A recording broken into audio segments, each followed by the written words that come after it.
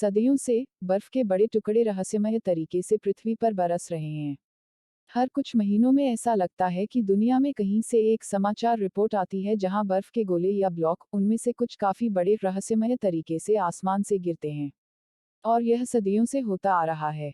17 दिसंबर 2015 को भारत में एक फुटबॉल के आकार की बर्फ का एक टुकड़ा आसमान से गिर गया, जिससे एक 60 वर्षीय महिला घायल हो गई।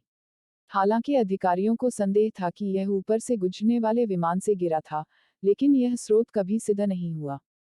वर्ष 2000 इन बर्फ गिरने के लिए विशेष रूप से व्यस्त वर्ष था। 27 जनवरी 2000 की शाम को इटली के ल अक्विला में सेल्सियन मठ के पुजारी एक जोरदार दुर्घटना से चौंक गए। शोर की जांच करते हुए उन्होंने अपने आंगन पर बर्फ का एक बड़ा हिस्सा खोजा, जो काफी हद तक बरकरार था। यह निर्धारित करते हुए कि यह उनकी छत से फिसल नहीं सकता था और किसी भी स्पष्टीकरण के लिए नुकसान होने पर उन्होंने पुलिस को बुलाया। जांच करने पर बर्फ के ब्लॉक का वजन 4.4 पाउंड था और कोई स्रोत निर्धारित नहीं किया गया था। उसी दिन एनकोना, इटली में लगभग 100 मील उत्तर पूर्व में स्थानीय मजिस्ट्रेट को 2.2 पाउंड बर्फ के एक व्यक्ति के सिर पर चोट लगने की रिपोर्ट की जांच करने के लिए बुलाया गया था, जो स्पष्ट रूप से आकाश से गिर गया था। इस बीच लैक्विला से लगभग 100 मील दक्षिण पूर्व में इटली के एवेलिनो में बर्फ का एक और रहस्यमय ब्लॉक गिरा। आपने देखा होगा, बारिश की बूंदों के साथ साथ कई बार अचानक बर्फ के छोटे छोटे टुकड़े गिरने लगते हैं या आसमान से बर्फ के छोटे छोटे टुकड़े गिरने लगते हैं। इन्हें ओलावृष्टि भी कहा जाता है। मुख्य रूप से समशीतोष्ण क्षेत्रों में गर्मी या वसंत के महीनों के दौरान बिना किसी चेतावनी के ओलावृष्टि हुई। यह घरों की छतों को चकनाचूर कर देता है, खिड़कियों को तोड़ देता है, पूरी फसल को नष्ट कर देता है आदि। क्या आप जानते हैं कि वे गरज के साथ विकसित होते हैं और बहुत आर्द्र मौसम में इसका मतलब है कि जब हवाएं इतनी तेज होती हैं कि बादलों को बनाने वाले ओलों को पकड़ लेती हैं। बर्फ पानी की एक अवस्था है जो पानी के जमने से बनती है। जब भी पानी का तापमान 0 डिग्री सेल्सियस या उससे कम हो जाता है तो वह बर्फ बन जाता है। जैसे जैसे हम समुद्र के स्तर से ऊंचे और ऊंचे होते जाते हैं, तापमान धीरे धीरे कम होता जाता है। इसीलिए पहाड़ों पर ठंड पड़ती है या तापमान कम होता है। लेकिन लद्दाख में इतनी ठंड होती है कि हमेशा बर्फ के रूप में पानी रहता है, क्योंकि यह ऊंचाई पर स्थित है। जब बर्फ के ये छर्रे अधिक वजन के हो जाते हैं तो आसमान से जमीन पर गिरने लगते हैं। जब ये आसमान से गिरते हैं तो गर्म हवा से टकराते हैं, पिघलकर बूंदों में बदलने लगते हैं जो बारिश के रूप में नीचे गिरते हैं। लेकिन जब बर्फ के टुकड़े काफी बड़े हो जाते हैं तो वे पिघल नहीं पाते हैं और 90 मील प्रति घंटे की गति से बर्फ के छर्रों के रूप में पृथ्वी पर गिरते हैं। जमीन तक पहुंचने में लगभग 1.5 मिनट लगते हैं। इन बर्फ के क्रिस्टल को ओला के रूप में जाना जाता है। जब ओले गिरते हैं तो बादलों में गरज चमक और बिजली गिरती है। बादलों में गड़गड़ाहट क्यों होती है? बादलों में गड़गड़ाहट तब होती है जब दिन गर्म होता है और हवा में पर्याप्त नमी होती है। हम जानते हैं कि गर्म हवा आर्द्र हवा से ऊपर उठती है। ऊपर उठने पर यह ठंडा हो जाता है और पानी कणों के रूप में संघनित हो जाता है और बर्फ के क्रिस्टल का आकार ले लेता है। बर्फीला तूफान एक प्रकार का सर्दियों का तूफान है जिसकी विशेषता ठंड की बारिश है, जिसे ग्लेज इवेंट के रूप में भी जाना जाता है या संयुक्त राज्य अमेरिका के कुछ हिस्सों में चांदी के पिघलना के रूप में जाना जाता है। यूएस नेशनल वेदर सर्विस एक बर्फीले तूफान को एक तूफान के रूप में परिभाषित करती है जिसके परिणामस्वरूप कम से कम का संचय होता है 0.25 इंच 6.4 उजागर सतहों पर बर्फ की। वे आमतौर पर हिंसक तूफान नहीं होते हैं, बल्कि आमतौर पर ठंड से नीचे के तापमान पर होने वाली हल्की बारिश के रूप में माना जाता है। बर्फ का निर्माण सतह के करीब उपठंड तापमान की एक परत के ऊपर बर्फीली हवा की एक परत के साथ शुरू होता है। जमी हुई वर्षा पिघलकर गर्म हवा की परत में गिरती है और फिर नीचे की ठंडी परत में फिर से जमने लगती है। यदि अवक्षेप हवा में स्थिर रहते हुए फिर से जम जाता है, तो यह स्लीट के रूप में जमीन पर उतरेगा। वैकल्पिक रूप से, तरल बूंदें बिना ठंड के गिरती रह सकती हैं, सतह के ठीक ऊपर ठंडी हवा से गुजरती हैं। हवा की यह पतली परत बारिश को ठंड 0 डिग्री सेल्सियस या 32 डिग्री फ़ारेनहाइट से नीचे के तापमान तक ठंडा कर देती है। हालांकि बूंदें स्वयं जमती नहीं हैं, एक घटना जिसे सुपरकूलिंग या सुपरकूल्ड ड्रॉप्स कहा जाता है। जब सुपरकूल्ड ड्रॉप्स जमीन या 0 डिग्री सेल्सियस 32 डिग्री फ़ारेनहाइट से नीचे की किसी भी चीज़ जैसे बिजली की लाइनें, पेड़ की शाखाएं, विमान से टकराती हैं, तो बर्फ की एक परत जम जाती है क्योंकि ठंडा पानी टपकता है, जिससे बर्फ की धीरे धीरे मोटी परत बनती है, हिमीकरण बारिश।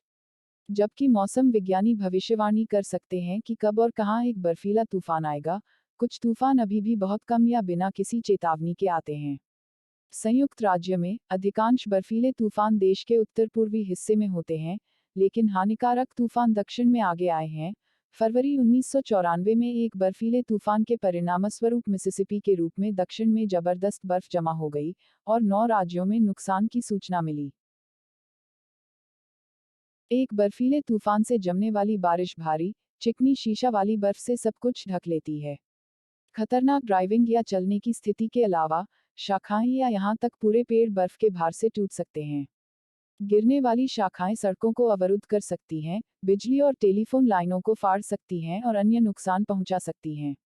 यहाँ तक पेड़ों और पेड़ों की शाखाओं को गिरने के बिना भी, बर्फ का भार आसानी से बिजली की लाइनों को तोड़ सकता है और बिजली उपयोगिता के खंभों को भी तोड़ सकता है और नीचे ला सकता है, यहाँ तक स्टील फ्रेम वाले बिजली के तोरण भी। यह लोगों को कई दिनों से लेकर एक महीने तक कहीं भी बिना बिजली के छोड़ सकता है। अधिकांश मौसम विज्ञानियों के अनुसार, बर्फ के 1/4 इंच के संचय से प्रति पंक्ति अवधि में लगभग 500 पाउंड 230 किग्रा वजन बढ़ सकता है। बर्फीले तूफान से होने वाली क्षति आसानी से पूरे महानगरीय क्षेत्रों को बंद करने में सक्षम है। इसके अतिरिक्त, बर्फीले तूफानों के दौरान बिजली के नुकसान ने अप्रत्यक्ष रूप से कार्बन मोनोऑक्साइड CO विषाक्तता के कारण कई बीमारियों और मौतों का कारण बना है। निचले स्तरों पर, CO विषाक्तता मतली, चक्कर आना, थकान और सिरदर्द जैसे लक्षणों का कारण बनती है, लेकिन उच्च स्तर बेहोशी, दिल की विफलता और मृत्यु का कारण बन सकता है। बर्फीले तूफानों के दौरान CO विषाक्तता की अपेक्षाकृत उच्च घटना लंबे समय तक बिजली की कटौती के दौरान हीटिंग और खाना पकाने के वैकल्पिक तरीकों के उपयोग के कारण होती है, जो गंभीर बर्फीले तूफान के बाद आम है। गैस जनरेटर, चारकोल और प्रोपेन बारबेक्यू और केरोसिन हीटर CO विषाक्तता में योगदान करते हैं जब वे सीमित स्थानों में काम करते हैं। कोका उत्पादन तब होता है जब उपकरण पर्याप्त ऑक्सीजन के बिना ईंधन जलाते हैं, जैसे बेसमेंट और अन्य इंडोर स्थान। इसके अतिरिक्त, बर्फीले तूफानों के दौरान बिजली के नुकसान ने अप्रत्यक्ष रूप से कार्बन मोनोऑक्साइड CO विषाक्तता के कारण कई बीमारियों और मौतों का कारण बना है। निचले स्तरों पर, CO विषाक्तता मतली, चक्कर आना, थकान और सिरदर्द जैसे लक्षण पैदा करती है, लेकिन उच्च स्तर बेहोशी, हृदय गति रुकने और मृत्यु का कारण बन सकता है। बर्फीले तूफानों के दौरान CO विषाक्तता की अपेक्षाकृत उच्च घटना लंबे समय तक बिजली की कटौती के दौरान हीटिंग और खाना पकाने के वैकल्पिक तरीकों के उपयोग के कारण होती है, जो कि गंभीर बर्फीले तूफान के बाद आम है। गैस जनरेटर, चारकोल और प्रोपेन बारबेक्यू और केरोसिन हीटर CO विषाक्तता में योगदान करते हैं जब वे सीमित स्थानों में काम करते हैं। कोका उत्पादन तब होता है जब उपकरण पर्याप्त ऑक्सीजन के बिना ईंधन जलाते हैं, जैसे बेसमेंट और अन्य इंडोर स्थान। बर्फीले तूफान के दौरान बिजली की हानि परोक्ष रूप से हाइपोथर्मिया और यहाँ तक हाइपोथर्मिया से मृत्यु भी हो सकती है।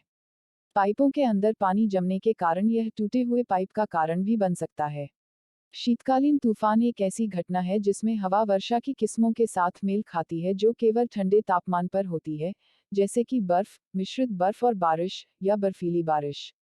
समशीतोष्ण महाद्वीपीय जलवायु में, ये तूफान जरूरी नहीं कि सर्दियों के मौसम तक ही सीमित हों, लेकिन देर से शरद ऋतु और शुरुआती वसंत में भी हो सकते हैं।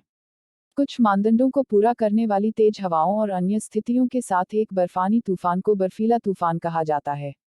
सर्दियों के तूफान तब बनते हैं जब नम हवा वातावरण में ऊपर उठती है, जिससे जमीन के पास एक कम दबाव बनता है और हवा में बादल छा जाते हैं। हवा को पहाड़ियों या बड़े पहाड़ों द्वारा भी ऊपर की ओर धकेला जा सकता है। ऊपर की ओर गति को लिफ्ट कहा जाता है। नमी हवा द्वारा पानी के बड़े पिंडों, जैसे कि एक बड़ी झील या समुद्र से एकत्र की जाती है।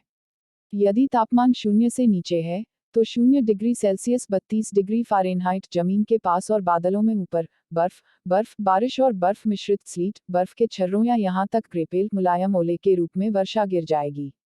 चूंकि ठंडी हवा में उतनी नमी नहीं हो सकती जितनी गर्म हवा में, कुल वर्षा उच्च तापमान से कम होगी। शीतकालीन तूफान कहे जाने वाले गंभीर सर्दियों के मौसम की स्थिति स्थानीय मौसम हो सकती है जो 24 घंटों के मानदंडों को पूरा करती है, या कई दिनों तक महाद्वीप के हिस्से को कवर करने वाली बड़ी तूफान प्रणाली हो सकती है। बड़े पैमाने पर सर्दियों के तूफान के साथ, चरम मौसम से आच्छादित क्षेत्र के किसी भी हिस्से में मौसम को आमतौर पर तूफान कहा जाता है, भले ही सर्दियों के तूफानों के लिए मौसम संबंधी मानदंड हर जगह पूरे न हों। इसका एक उदाहरण फरवरी 13-17, 2021 उत्तरी अमेरिकी शीतकालीन तूफान है जिसमें बर्फबारी और ठंड के तापमान के नीचे टेक्सास और मेक्सिको की खाड़ी के रूप में दक्षिण में तापमान है।